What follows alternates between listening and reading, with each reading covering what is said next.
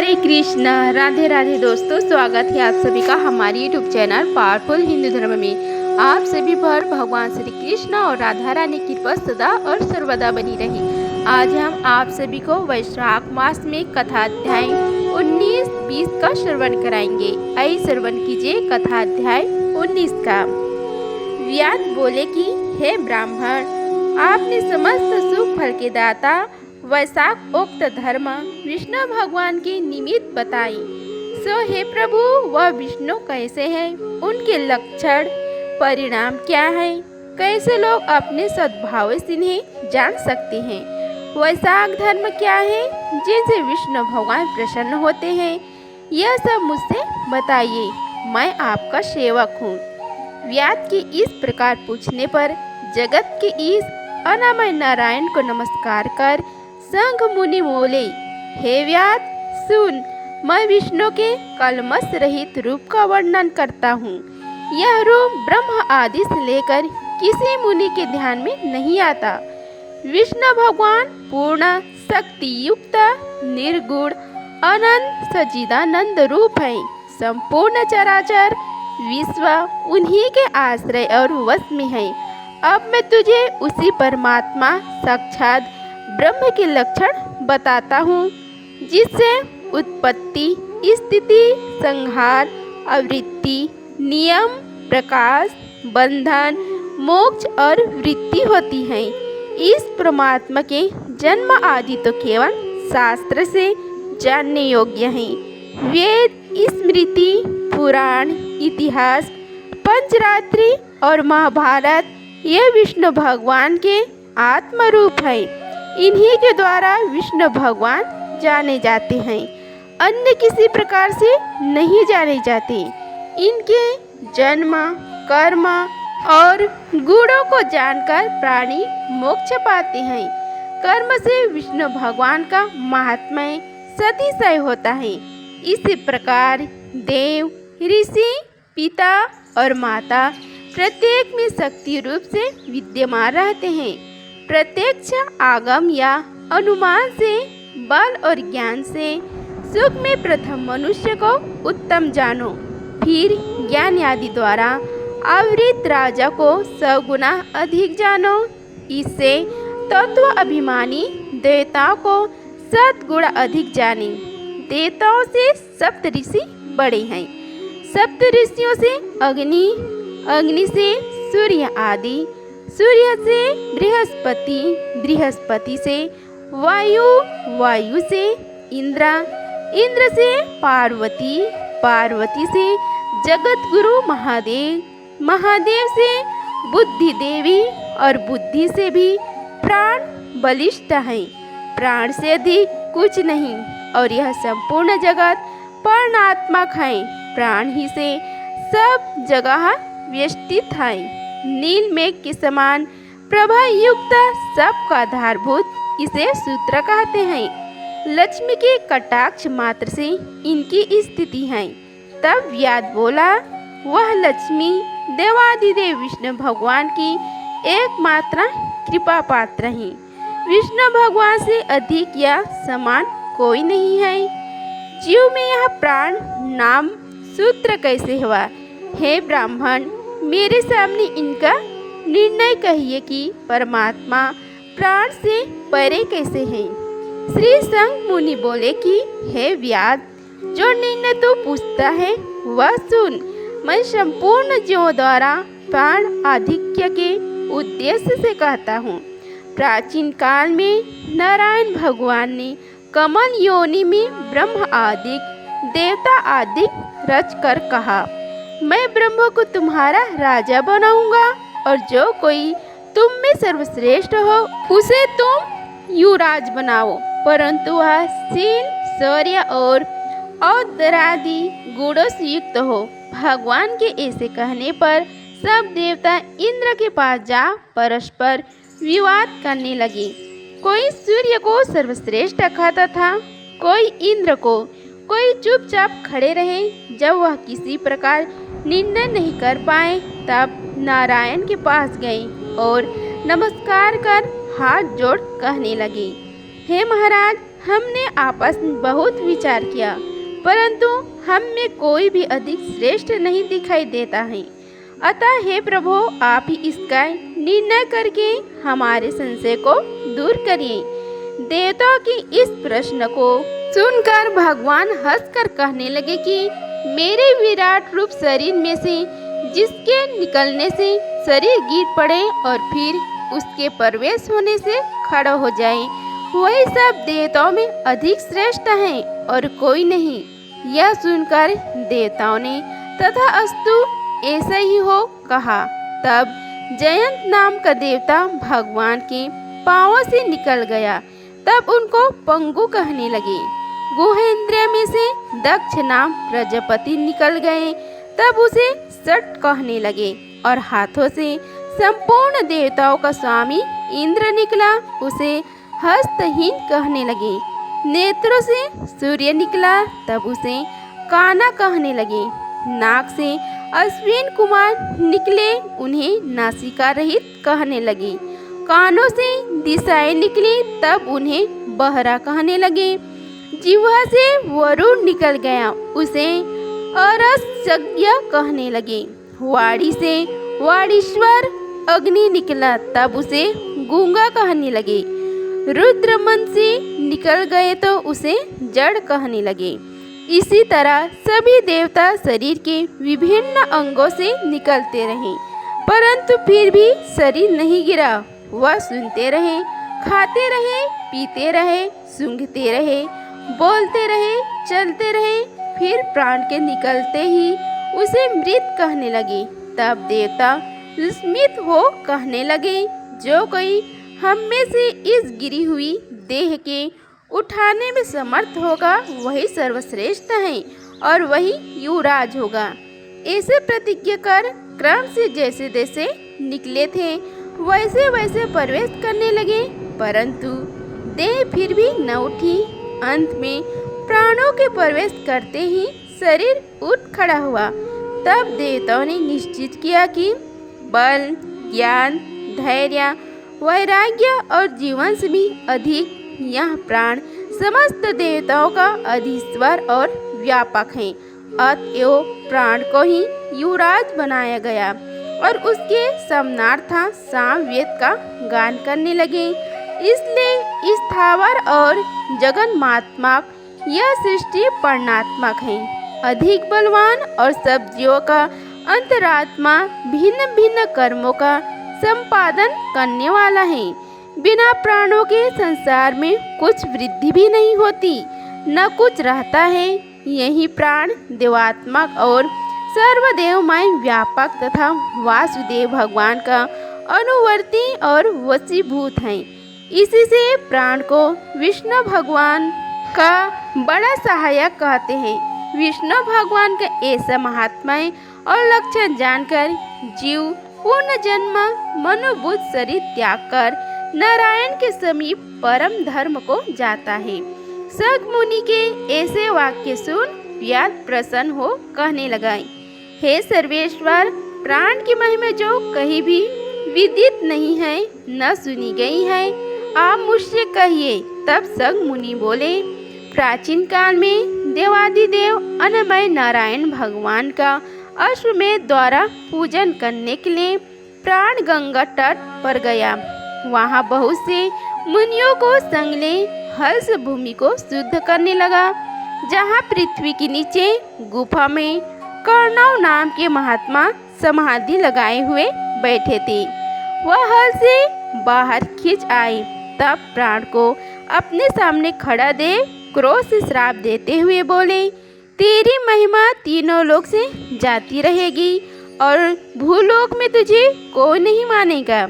मुनि के ऐसे कहने पर क्रोध कर प्राण बोला, मैं निरपराध हूँ, तूने बिना अपराध मुझे श्राप दिया, इसलिए हे कर्णव, तू गुरुद्रोही हो और तेरी वृत्ति विश्व में निंदित हो। तभी से संसार में और विशेषकर भूलोक में प्राण की महिमा प्रसिद्ध नहीं है और श्राप के कारण कर्णव गुरु को मार सूर्य का शिष्य हुआ। हे व्यास, जो कुछ तुमने पूछा सो सब तेरे सामने कहा। अब जो कुछ तुझे पूछना हो वह पूछ, कुछ विचार मत कर। इस प्रकार वैशाख मास में कथा अध्याय 19 का समाप्त हुआ। बोलो श्री हरि भगवान विष्णु की जय। आइए अब श्रवण कीजिए कथा अध्याय 20 का। व्यास कहने लगा कि हे ब्राह्मण, परमेश्वर ने करोड़ों जीव रचे हैं। इनके भिन्न भिन्न कर्म और अनेक सनातन मार्ग हैं और इन सब का स्वभाव एक सा क्यों नहीं है, यह जानने की मेरी इच्छा है, आप बताइए। यह सुन शंख मुनि कहने लगे, रजोगुणी, सतोगुणी, तमोगुणी 3 प्रकार की जीव होते हैं। इनमें रजोगुणी कर्म करते हैं। इनकी बुद्धि पाप पूर्ण मिश्रित होती है। किसी कामना के निमित्त अन्य देवता के समर्पण होते हैं। अतः यहाँ पाप और पुण्य दोनों करते हैं, जिनसे स्वर्ग और नरक दोनों को भोग कर संसार में बार बार जन्म लेते हैं। तमोगुण की कर्म करते हैं। वे निष्ठुर, निर्दय, देवताओं को पूजन करते हैं और सबसे द्वेष रखते हैं, जिससे बहुत दुखी रहते हैं। राक्षसों से लेकर पिशाच तक सब तामसिक गति को पाते हैं। सतोगुणी कर्म करते हैं। ये धर्मशील, दयावान, श्रद्धावान, पराई निंदा न करने वाले तथा कामना रहित होते हैं, जिससे उधर्व लोक को जाते हैं। संसार में कभी कभी इन गुणों में विषमता भी हो जाती है। इसी कारण ऊंचे नीचे कर्म करने से सुख दुख अभाव पाते हैं और प्रकृति का भी नाश नहीं होता। अपने अपने गुणों से कर्मों के फल भोगने पड़ते हैं। पूर्ण काम विष्णु भगवान में कोई विषमता नहीं। वे उत्पत्ति, पालन और संहार समान भाव से करते हैं। व्यास कहने लगे कि हे मुनि, पूर्ण भोग वाले मनुष्यों की मुक्ति कब होती है और सृष्टि काल या अंत काल अथवा स्थिति काल में, और इनके काल की मर्यादा कितनी है? तब शंख मुनि बोले, 4 सहस्त्र युग ब्रह्म जी का एक दिन है और इतनी ही एक रात्रि होती है, जो मिलाकर ब्रह्म का एक दिन होता है। 15 दिन का एक पक्ष और 2 पक्ष का एक मास, 2 मास की एक ऋतु, 3 ऋतुओं का एक आयान होता है और 2 आयान का एक वर्ष होता है। इसी प्रकार ब्रह्म जी के 100 वर्ष व्यतीत होने पर ब्रह्मकल्प पूरा होता है। वही प्रलय का समय है, ऐसे देवताओं का मत है। प्रलय 3 प्रकार की होती है। एक है मानव प्रलय, जब मनुष्यों का अंत होता है। दूसरी दैनंदिन प्रलय, ब्रह्म जी की दिन की समाप्ति के समय होती है। तीसरी ब्रह्म प्रलय, जो ब्रह्म जी के लय के समय होती है। 14 मनु के प्रलय होने पर एक दैनंदिन प्रलय होती है। इन प्रलयों की उतना ही अवधि प्रयत्न स्थित रहती है। मानवांतर प्रलय में भूर्वः स्वः तीनों लोगों का प्रलय होकर चेतना जीवों का ही नाश होता है, लोगों के स्वरूप का नहीं। केवल उन लोगों में पूर्ववत जल पल्लवन हो जाता है। अंत में चेतना जीवों की पुनः उत्पत्ति होती है। और हे व्यास, दैनंदिन प्रलय में ब्रह्म जी के शयन करने पर चेतन अधिभूत जीवों सहित लोकों और लोकस्थ सबका नाश होता है। केवल सत्यलोक रह जाता है। कोई कोई तत्व अभिमानी देवता और मुनि ही तथा सत्यलोक के शयन करने वाले ही बचे रहते हैं। वे सब कल्पांत तक सोते रहते हैं। फिर रात्रि के समाप्त होने पर पूर्व सृष्टि के अनुसार ब्रह्म जी सृष्टि की पुनः रचना करते हैं। ऋषि, देव, पितृलोक और वर्ण धर्मों सहित 4 वर्णों को अलग अलग रचते हैं। तब चक्रधारी विष्णु के 10 अवतार पुनः नियम के अनुसार होते हैं। जो देवता ऋषि ब्रह्म जी के संग मुक्ति पाने वाले हैं, वह ब्रह्मलोक में ही रहते हैं। और जो राजा, साधु और सिद्धों को प्राप्त हुए ब्रह्मलोक के वासी हैं, वे सब सत्यलोक में ही स्थिर रहते हैं, यहाँ नहीं आते। कलियुग समाप्त होने पर दैत्यों का नाश होता है, फिर वे अपने कर्म अनुसार वैसे ही कर्म करने वाले होते हैं और अपने निर्णय स्थान में अपने अपने गोत्र में जन्म लेते हैं। अब तेरे सामने सृष्टि काल और मुक्ति काल का वर्णन करूँगा, सो सावधान होकर सुन। देवादिदेव भगवान का एक निमेष ब्रह्म जी की कल्प के बराबर होता है। तदंतर भगवान का उतना ही उन्मेष अर्थात पलक का खुलना होता है। निमेष के अंत में उन्हें अपने कुछिष्ट लोगों की सृजन की इच्छा होती है। जब ब्रह्म से लेकर मनुष्य तक विष्णु की कुक्षिगत होकर भी ध्यान अवस्था में रहते हैं। उन्मेष के प्रथम भाग में चतुर्व्याघ्रात्मक विभु षड्गुणीय होकर व्यहु में स्थित वासुदेव से ब्रह्म को संयुज्य मुक्ति देकर महाविभु तत्पश्चात महात्माओं को तत्वज्ञानी रूपी सारुष्य मुक्ति देते हैं, किसी को समीप मुक्ति देते हैं तथा अन्य मनुष्यों को सालोक्य मुक्ति देकर अनिरुद्ध रूप से संपूर्ण स्थिति लोकों का अवलोकन करते हैं। प्रद्युम्न में सृष्टि के रचने का विचार करके माया, जया, कृति और शांति आदि शक्ति से युक्त महाविष्णु भगवान भिन्न कर्म और आशय वाले लोक की रचना करते हुए स्वयं पूर्वकाल नेत्र खोलने के अंत में फिर विष्णु भगवान योग माया का आश्रय लेते हैं।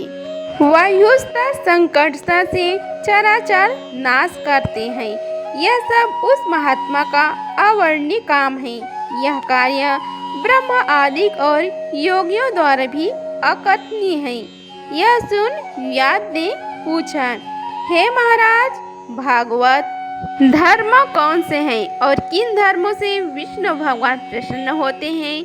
व्यास के ऐसे कहने पर शंख बोले, जिनका चित्त सदा विष्णु भगवान के चरणों में वह हरि स्मरण में रहता है, जो लोग ममता ही रहते हैं, सदाचारी परोपकारी करते हैं, जिनको शास्त्र, गुरु, साधु और शुभ कर्म में विश्वास है और जो सदा विष्णु भक्त है, वही भागवत धर्म है।